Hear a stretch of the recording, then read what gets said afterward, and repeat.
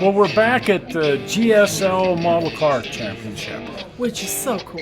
Yeah, we filmed this clear back in May, yeah, and we've shown a bit of it so far. We've got so much more to show. We've been doing other things and running other shows, but let's get back to the GSL because we've got some really cool stuff to show. Lots of really cool stuff. Let's start with Mark D. Jones's Lola T70 model. We've done a deep dive into some of the models that were here at the contest, but this one is just spectacular. It really was a contender for Best of Show. It was based on a very rare British cast resin, a resin kit. I think they only made like 50 of them.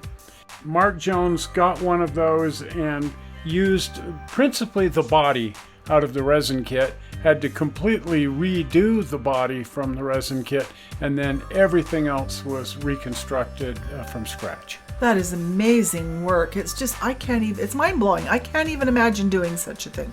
The one thing about this particular model, you might walk right by it because it's all sort of closed up and you can't really see what's going on underneath all these panels, and it would be sort of easy to miss what is one of the best models in the room.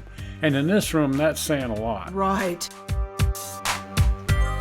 The model's sitting up on its clear display case, and then there's a mirror below to help see what's going on, but there's a pan across the bottom of the car too. That's interesting. So you still can't really see what's going on because it's a Can-Am racer, and these have a pan all the way across the bottom. So the only way you can really see what's going on here is to go over to the table where the build books are. And I probably spent 10 times more time over here at the build book going through the model from here rather than looking at the actual model, because that's the only way you can really appreciate what's been done here. Here's a list of the materials that were used for this scratch building of all of the various parts. And like I say, for the most part, the car is scratch built. You can see here the body panels, the original body panels from the resin kit, and the parts fit is terrible. You know how that goes. Oh man, yes. And so when you get these cars where the panels aren't coming together, in this case stripping pieces out, replacing that with plastic edging, making sure everything closes up and fits tight.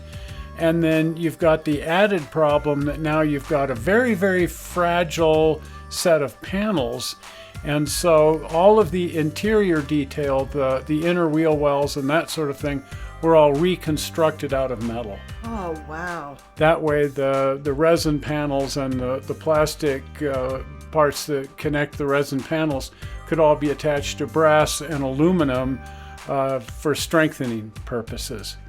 There's also a tremendous amount of 3D printing.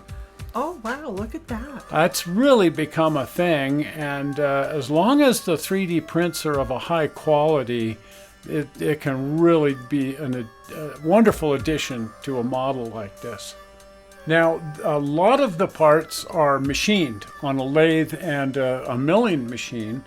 So some of those are the 3D prints and resin casts that are then additionally machined, but most of the machining is done out of aluminum bar stock and brass. So just to get a sense of what goes into every one of these tiny details, I thought we'd take a look at just one of these tiny details, the fire extinguisher. Oh, that looks like a real honest-to-goodness fire extinguisher. And what an almost, dare I say, insignificant little detail, the fire extinguisher. And yet, look how brilliant. Here's how it was made. First, the body of the fire extinguisher was turned out of aluminum on the lathe, domed both top and bottom, and then the trigger and handle were milled on a milling machine, and then the holes drilled by hand and other details filed in with files. Goodness. And then the hose is made out of soft rubber, and the hose band and clip is added out of tin before the body is painted. And check out the safety pin.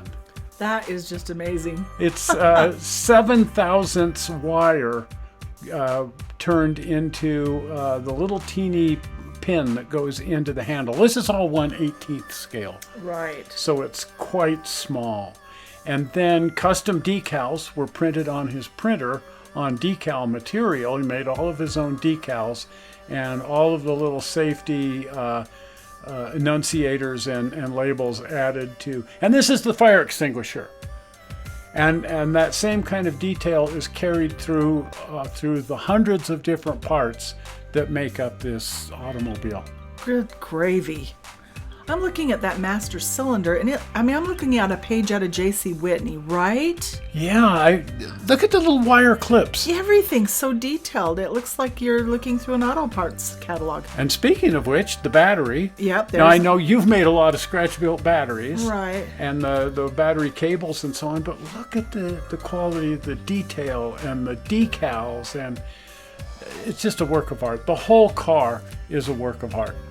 There was a lot of debate going around in the room what car would get best of show, and this car was always mentioned. The award finally went to Randy Durr's IMSA Corvette, but you know, if there was such a thing as a tie at the GSL, those two cars would have tied. Right. Amazing. Hey, thank you. Enjoy it. What a great show. None better. Check out this Shelby GT500. My gosh, that paint job on there is just amazing.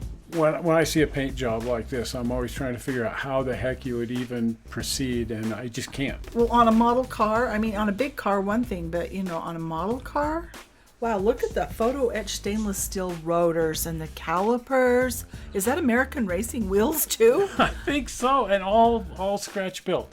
Imagine that. All machined out of aluminum.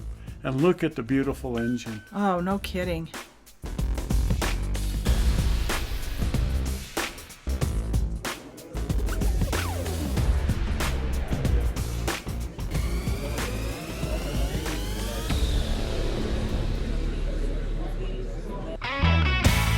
Well, there's your favorite, a T-Bucket Roadster. You know, when I was like 12 years old, I'll bet I built 20 of these. Oh, those are cool. I was a fan of the T-Bucket Roadster, and I couldn't get enough of them.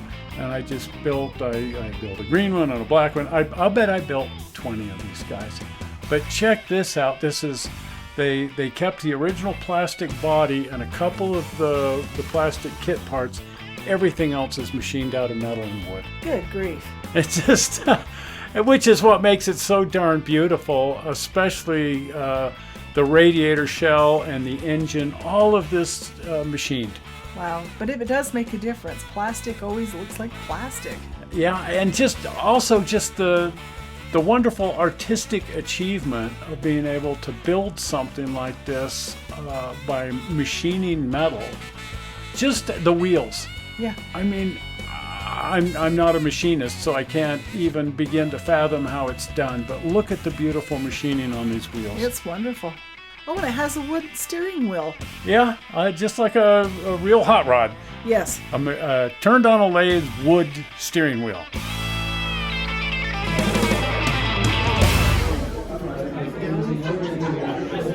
That is one beautiful Duce Coupe right there. And there's a lot of beautiful hot rods in the show.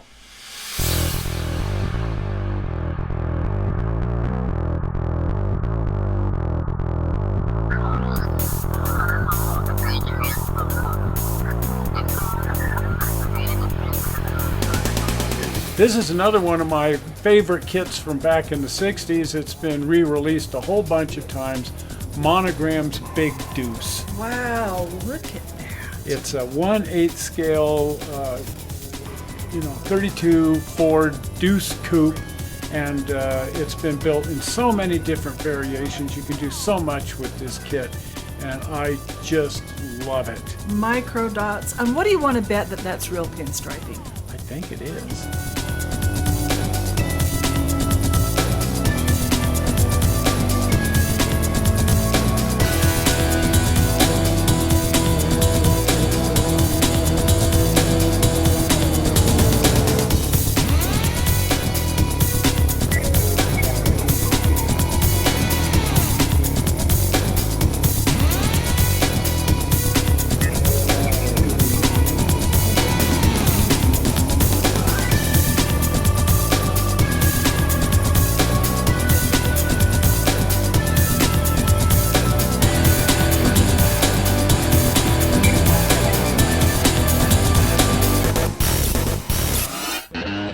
Check these out. 1934 Ford Coupe. Ah, I love the paint job on all of these. All hand painted. Yeah, can you imagine? If you get your nose right down in there, you can see that this is all hand pinstriped. Oh, imagine. I can't even pinstripe anything large, let alone that size. And look at the detail in the engines. Yes.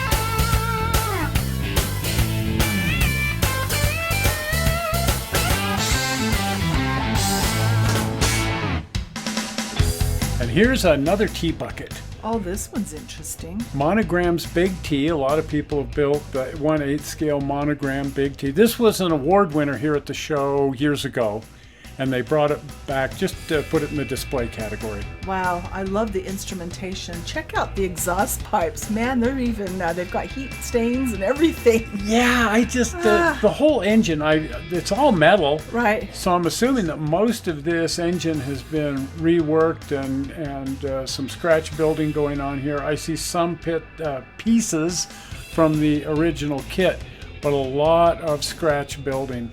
And like you say, those header pipes. Right, I bet you the whole thing, I bet it runs. I bet you can start it up and it runs. That would account for the heat discoloration on the header pipes. Right. First time I saw this, I thought, how in the world did they do that on those header pipes? Right.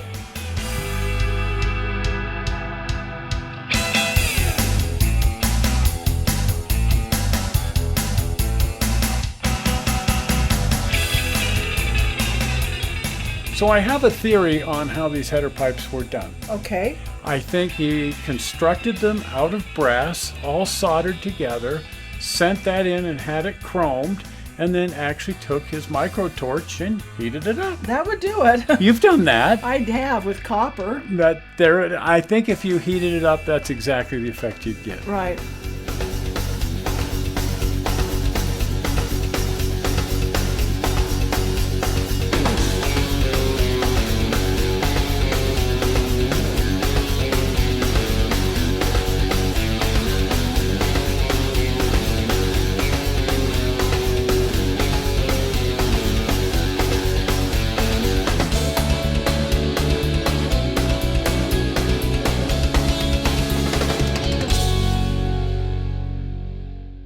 Now this is the one that just took my eye, is this Pontiac. It's a lowrider, but check out that paint. And I mean paint. It is not a decal. Right, and it blows my mind. How would you even proceed? How? Yeah. And there were several of these lowriders with, equally fantastic paint. But this one, it should have gotten best of paint. I don't know if it did. But check out some of the paint on these cars. Oh, I love this one. I remember when they paint vehicles like that using lace.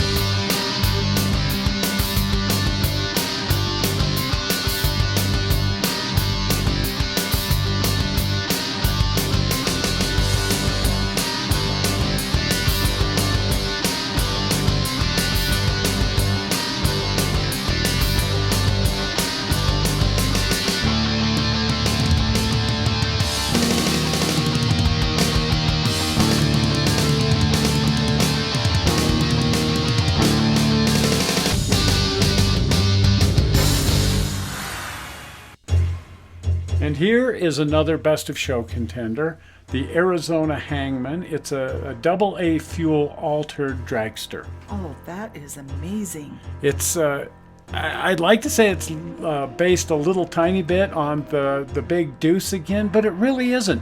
It's that same car, but it's got a resin body, which you can buy aftermarket, and everything else on this thing is scratch built. Oh, wow. And the cleanliness of the build here is what just completely blows my mind.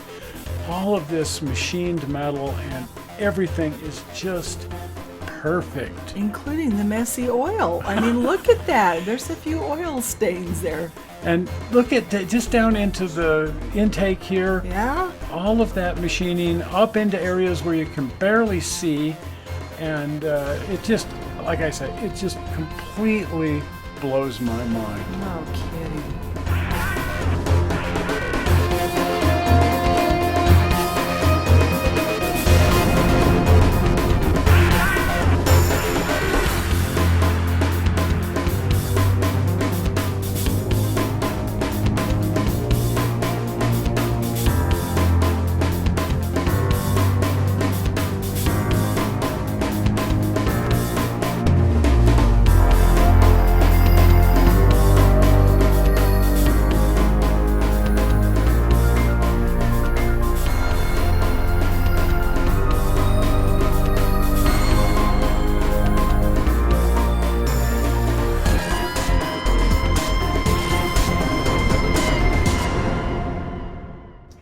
Now, this was one car that was getting a lot of attention because it was getting photographed by magazines and a lot of other photographers.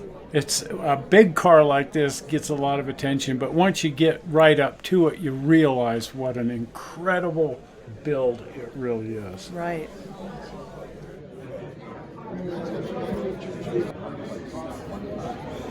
No, it's all good. No, I'm filming everybody.